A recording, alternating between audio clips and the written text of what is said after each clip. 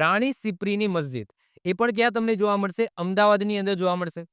Structure તમે જોશો તો બહુ નાની છે, પરંતુ એનું જે નકશીકામ છે એ બહુ જ અદ્ભુત છે.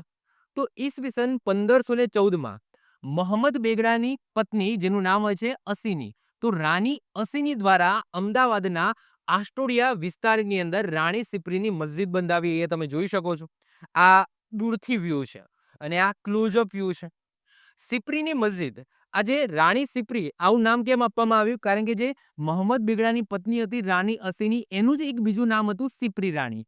ઓકે, એનું જ નામ હતું. તો આ સિપ્રી રાણી એ નામ કોનું હતું? અસીનીનું જ બીજું નામ હતું. તો સિપ્રી મસ્જિદ એ રીતના એવું નામ રાખવામાં આવ્યું છે. આ મસ્જિદ નાની હોવા છતાં નકશીકામ અત્યંત બારીક છે.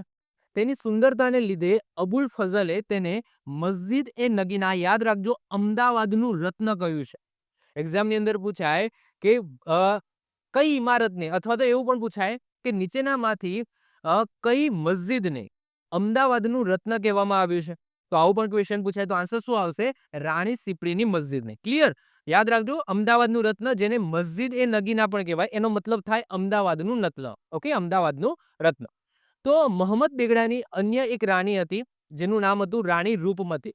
તો એમના નામની પણ મસ્જિદ તમને જોવા મળશે. એટલે કે આ નોંધ કરીને એક વાક્ય છે, તમે યાદ રાખજો કે મોહમ્મદ બેગડાની એક બીજી પણ પત્ની હતું, જેનું નામ હતું રૂપમતી, અને એમની નામની પણ મસ્જિદ એક્ઝિસ્ટ કરે છે, અહીંયા આવેલી છે. ક્લિયર? તો મોહમ્મદ બેગડાની બંને પત્નીઓ અને બંને પત્નીઓના નામની તમને મસ્જિદ જોવા મળશે. મોહમ્મદ બેગડાની એક પત્ની રાણી અસીની, જેમને રાણી સિપ્રીની મસ્જિદ બનાવી, અને મોહમ્મદ બેગડાની એક અન્ય પત્ની હતું, જેનું નામ હતું રાણી રૂપમતી, તો એમના નામની મસ્જિદ પણ તમને જોવા મળશે. ક્લિયર? તો આ નોંધ કરીને આ એક વાક્ય છે. ઓકે.